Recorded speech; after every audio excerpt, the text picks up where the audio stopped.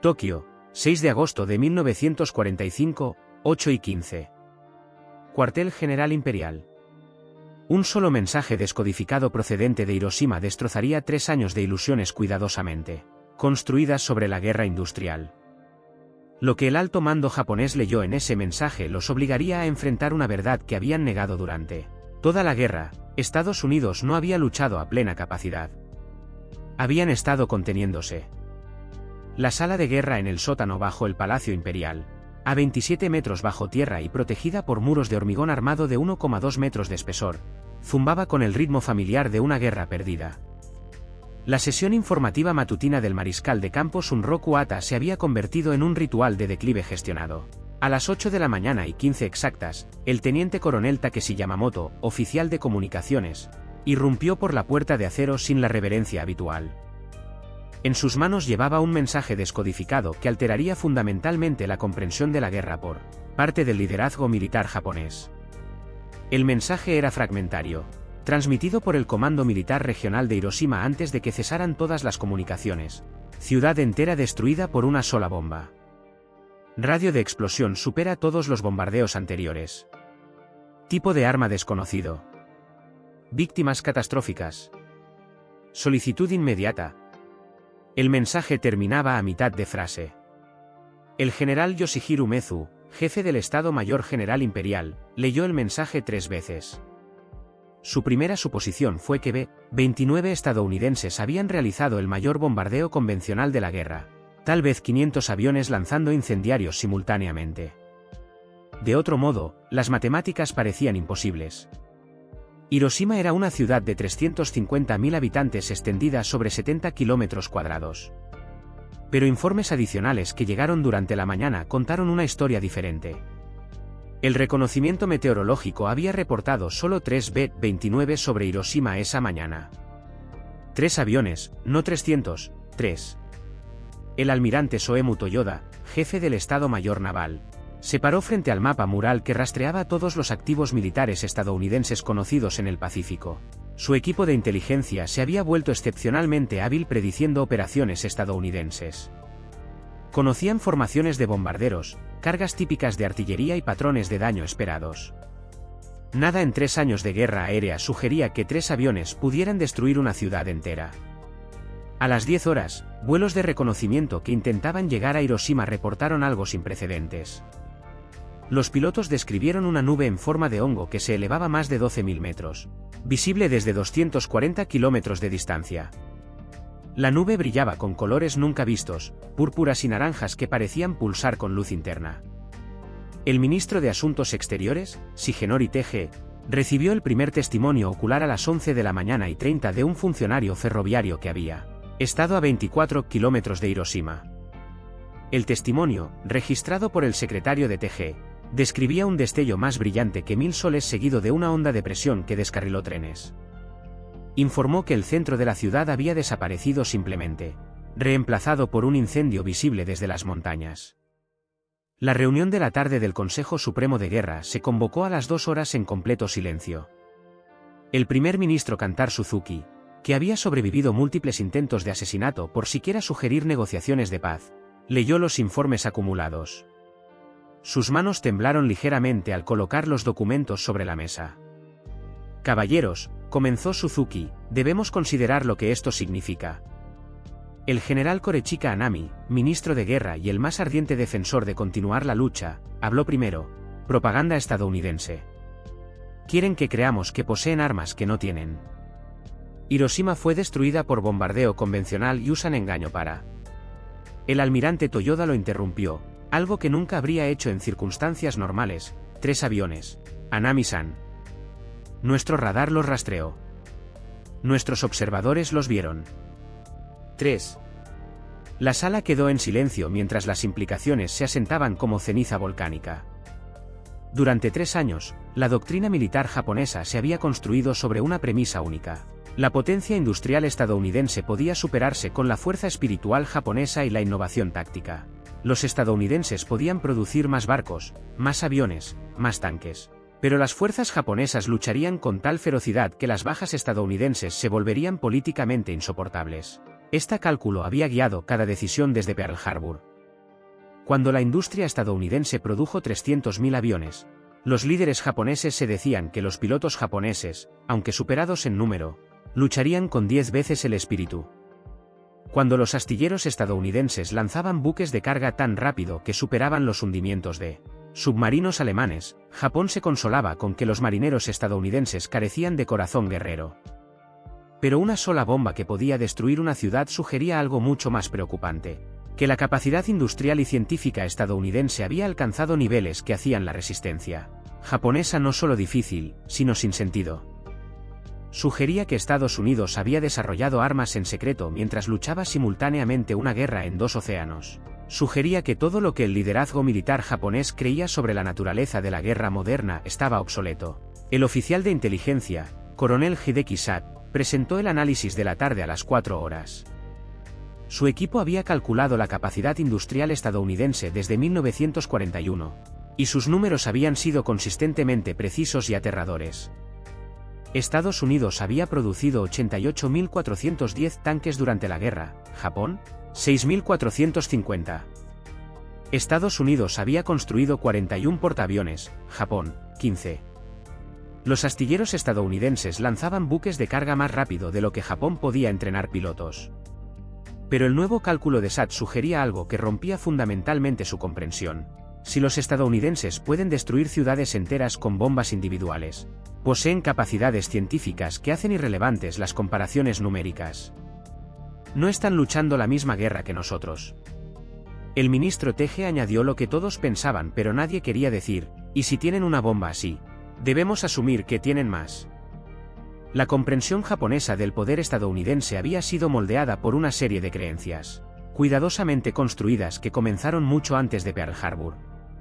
En noviembre de 1941, el almirante Isoroku Yamamoto, comandante de la flota combinada, había proporcionado la evaluación más precisa de la capacidad industrial estadounidense que cualquier líder japonés ofrecería durante toda la guerra.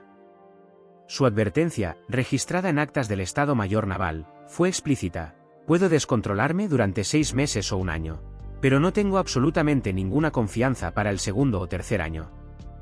Yamamoto había vivido en Estados Unidos, estudiado en Harvard y servido como agregado naval en Washington.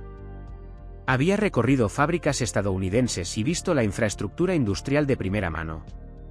Sus cálculos no se basaban en esperanza o fervor nacionalista, sino en matemáticas frías.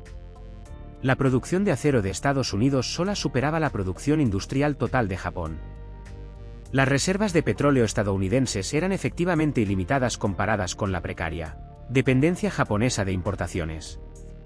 Pero las advertencias de Yamamoto fueron sistemáticamente ignoradas por el mismo Estado Mayor que ahora estaba en el búnker subterráneo contemplando la destrucción de Hiroshima. Los documentos de planificación estratégica del ejército de 1941, recuperados de archivos tras la guerra, revelaban la narrativa alternativa que el liderazgo militar había abrazado. La potencia industrial estadounidense sería neutralizada por 3 factores: distancia, moral y superioridad táctica. Japón aseguraría un perímetro defensivo tan vasto que la logística estadounidense colapsaría bajo su propio peso. La sociedad estadounidense era blanda, individualista e incapaz de sostener bajas pesadas. Las fuerzas japonesas, mediante entrenamiento superior, espíritu guerrero e innovación táctica, infligirían proporciones de bajas que harían irrelevantes las ventajas numéricas estadounidenses. Estas suposiciones habían sido probadas y encontradas deficientes en cada enfrentamiento del Pacífico.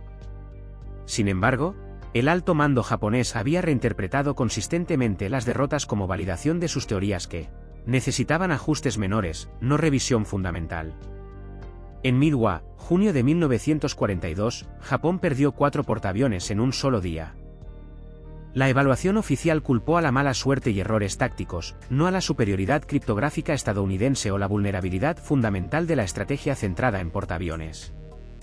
En Guadalcanal, agosto de 1942, febrero de 1943, las fuerzas japonesas descubrieron que los estadounidenses podían sostener logística a grandes distancias y igualar a soldados japoneses en guerra de jungla. La evaluación oficial culpó a comandantes locales por insuficiente espíritu de lucha, no a la imposibilidad de la situación estratégica. Para agosto de 1945, cada suposición mayor había sido demolida sistemáticamente por la realidad. Sin embargo, el liderazgo senior nunca lo había reconocido formalmente. La continua defensa de Anami de luchar hasta el último ciudadano representaba no estupidez, sino el punto final lógico de creencias nunca cuestionadas adecuadamente. La tarde del 6 de agosto marcó la primera vez en toda la guerra que el Consejo Supremo de Guerra japonés enfrentó directamente sus ilusiones. El coronel Sad presentó lo que llamó la «evaluación de realidad», un documento que su equipo había compilado en los últimos 6 meses pero que había sido impedido de presentar hasta ahora. Los números eran devastadores. La producción de aviones estadounidenses en 1944 sola superaba la producción total de Japón para toda la guerra. Los astilleros estadounidenses construían portaaviones de escolta más rápido de lo que Japón podía entrenar pilotos. Pero las estadísticas más condenatorias de Sad involucraban investigación científica. Su red de inteligencia había documentado instalaciones de investigación estadounidenses que empleaban a más de 130.000 científicos e ingenieros trabajando en tecnología militar.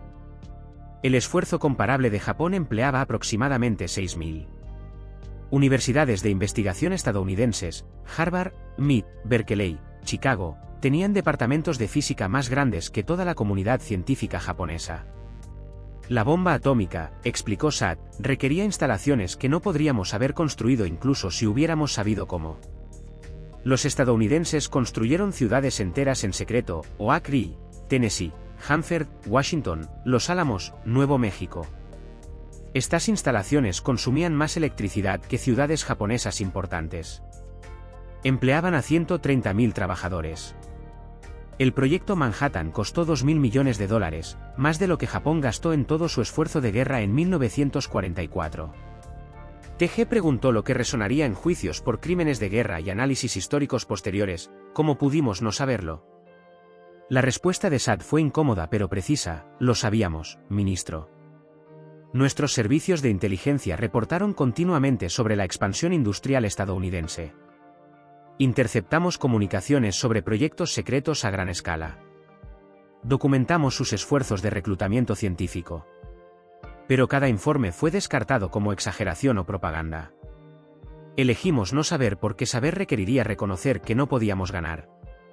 El almirante Toyoda añadió su propia evaluación amarga: los estadounidenses lucharon esta guerra con una mano atada a la espalda. Lucharon contra Alemania y Japón simultáneamente mientras desarrollaban armas que no podemos comprender. Produjeron más material de guerra de lo que creíamos físicamente posible mientras mantenían su economía civil en niveles que superaban la producción en tiempos de paz. No son solo más fuertes que nosotros. Operan en un nivel diferente de civilización. Esta admisión de que Estados Unidos representaba no solo mayor fuerza, sino una categoría diferente de capacidad, marcó el cambio fundamental en la comprensión. Durante 4 años, la propaganda japonesa había retratado a los estadounidenses como materialistas y débiles, dependientes de máquinas porque carecían de fuerza espiritual.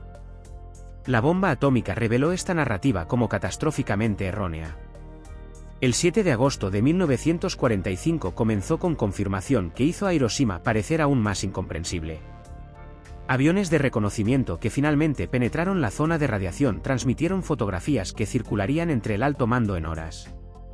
El mayor Shunye Kitamura, piloto de la primera misión de reconocimiento exitosa, reportó condiciones meteorológicas nunca encontradas, corrientes ascendentes tan poderosas que lanzaron su avión 600 metros más alto en segundos, temperaturas del aire que dispararon sus instrumentos, visibilidad oscurecida por humo que subía en columna hasta la estratosfera. Las fotografías desarrolladas a las 11 horas mostraron algo que los analistas militares inicialmente se negaron a creer. El centro de la ciudad, aproximadamente 10 kilómetros cuadrados, había sido completamente aplanado. No destruido en el sentido convencional donde quedaban escombros y cimientos, sino aplanado hasta tierra desnuda. Las estructuras habían sido vaporizadas.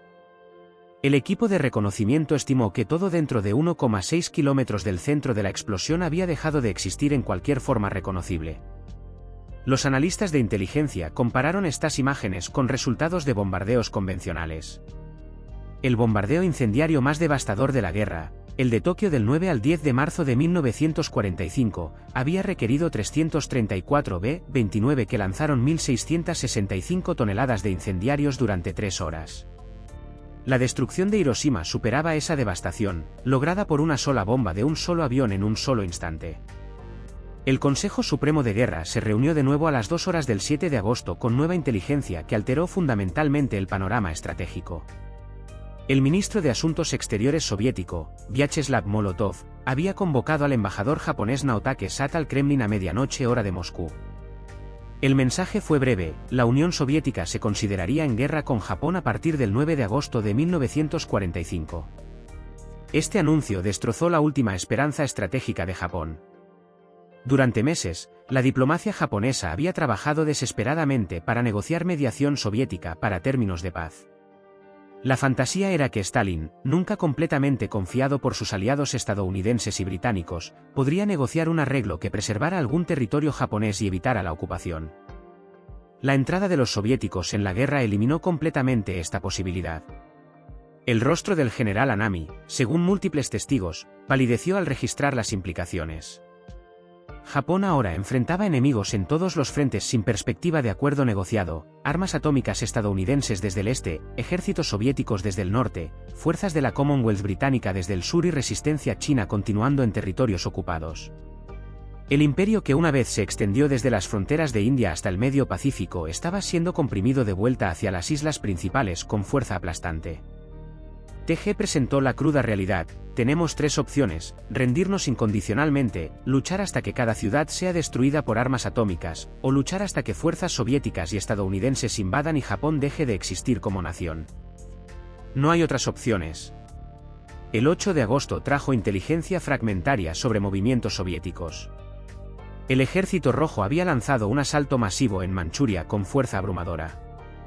El ejército de Kwantung, una vez la formación élite del poder militar japonés, estaba siendo destruido sistemáticamente. Columnas de tanques soviéticos avanzaron 80 kilómetros el primer día, encontrando resistencia que colapsó ante fuerzas que habían aprendido su oficio destruyendo a la Alemania nazi. La operación manchuriana demostró otra verdad incómoda sobre el poder estadounidense.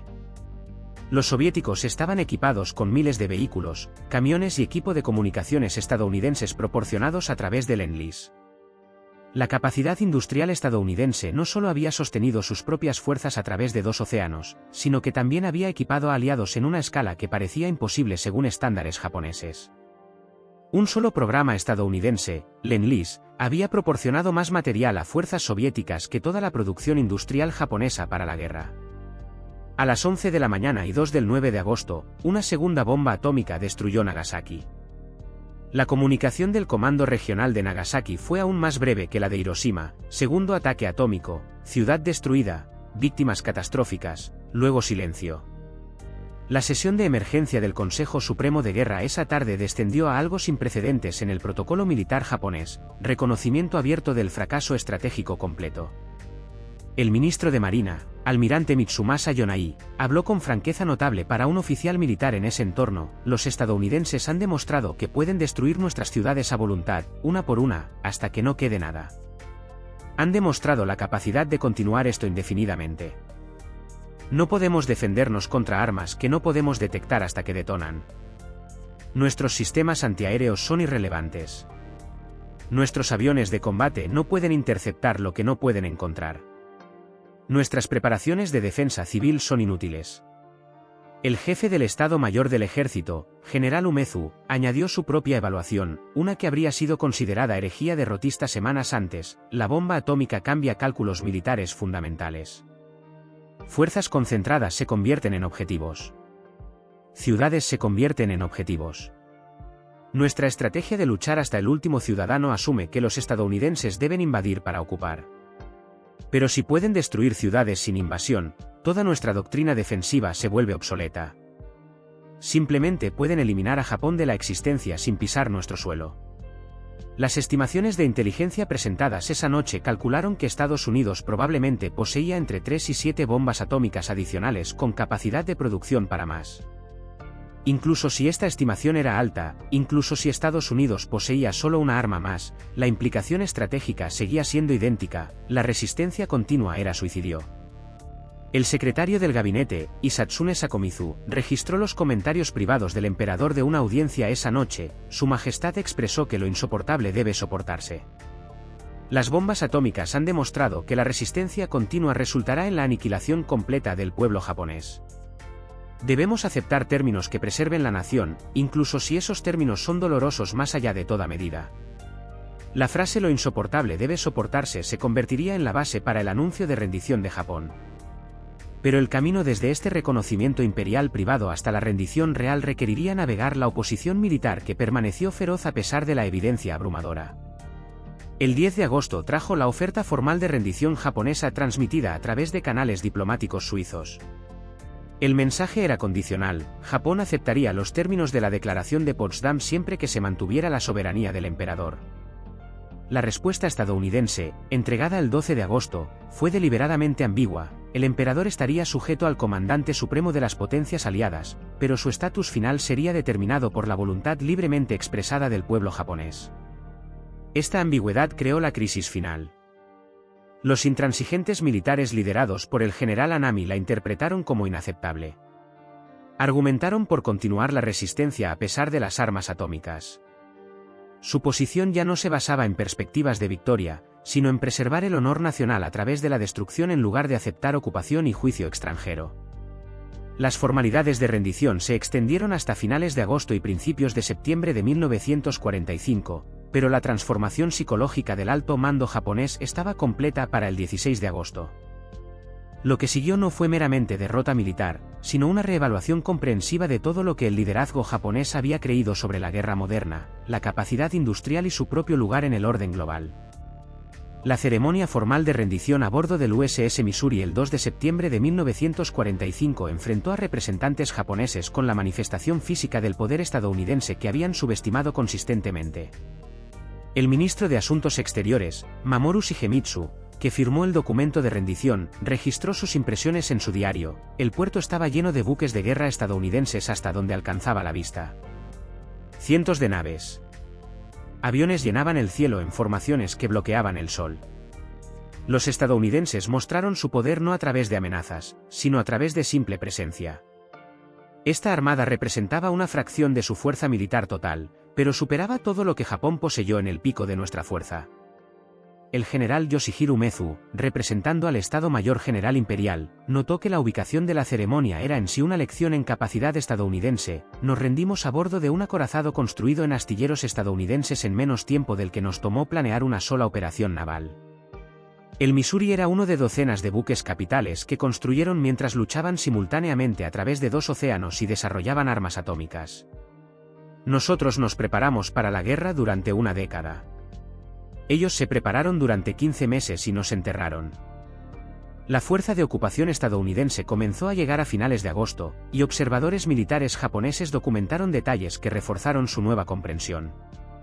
El equipo, organización y logística demostraban capacidades que informes de inteligencia anteriores habían descrito con precisión, pero que el alto mando había rechazado creer.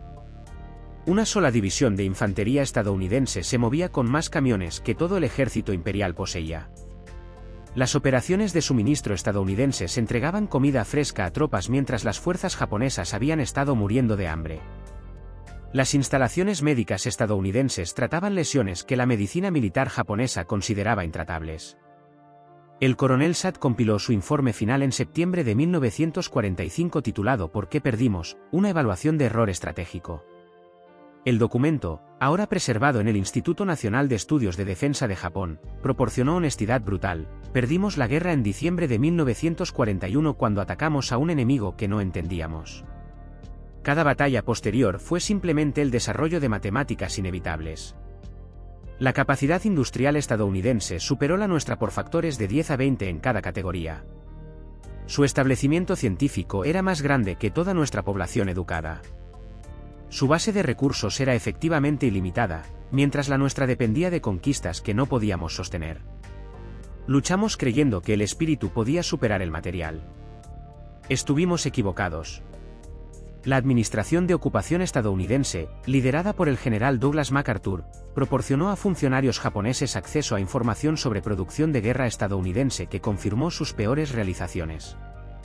Estados Unidos había producido 88.410 tanques, 257.000 piezas de artillería, 2.434.000 camiones, 17 millones de rifles y 41.000 millones de rondas de munición. Más asombroso, lograron esto mientras mantenían estándares de vida civil que superaban la prosperidad japonesa en tiempos de paz. El ex primer ministro Suzuki, en conversaciones registradas por historiadores de ocupación estadounidenses, articuló lo que el liderazgo japonés finalmente había captado: pensamos que luchábamos contra una nación de mercaderes que valoraban el beneficio sobre el honor, la comodidad sobre el sacrificio. Estuvimos catastróficamente equivocados. Luchábamos contra la civilización más productiva en la historia humana, una que podía sostener simultáneamente una economía de consumo masivo y producción de guerra total. No eligieron entre mantequilla y cañones. Produjeron ambos en cantidades que encontramos incomprensibles. Los detalles del proyecto Manhattan, gradualmente revelados a científicos japoneses a través de canales de ocupación, proporcionaron la lección más humillante. El proyecto había empleado a 130.000 personas y costó $2.000 millones, más que todo el presupuesto militar japonés de 1944. Requirió construir instalaciones que consumían más electricidad que ciudades importantes. Involucró física teórica en niveles que científicos japoneses ni siquiera habían imaginado posibles. La bomba atómica no era meramente un arma, sino evidencia de capacidad científica e industrial que colocaba a Estados Unidos en una categoría diferente de civilización. La evaluación final del almirante Toyoda, escrita en 1946 para historiadores de ocupación, capturó la reversión completa del pensamiento militar japonés: comenzamos la guerra creyendo que la democracia estadounidense los hacía débiles. Su diversidad los hacía desunidos. Su riqueza los hacía blandos. Terminamos la guerra entendiendo que la democracia habilitaba innovación, la diversidad proporcionaba talento y la riqueza financiaba capacidades que no podíamos igualar. Cada suposición que teníamos no era meramente errónea, sino precisamente al revés. El impacto psicológico en el liderazgo militar se manifestó de diversas maneras. Algunos, como el general Anami, eligieron la muerte en lugar de vivir con la realidad de cuán mal habían calculado. Otros, como el almirante Yonai, se convirtieron en defensores de la desmilitarización completa, argumentando que la cultura militarista de Japón había llevado a ceguera estratégica catastrófica. La mayoría simplemente luchó por reconciliar a los guerreros que creían ser con la realidad de que habían llevado a su nación a una guerra imposible de ganar a través de autoengaño sistemático.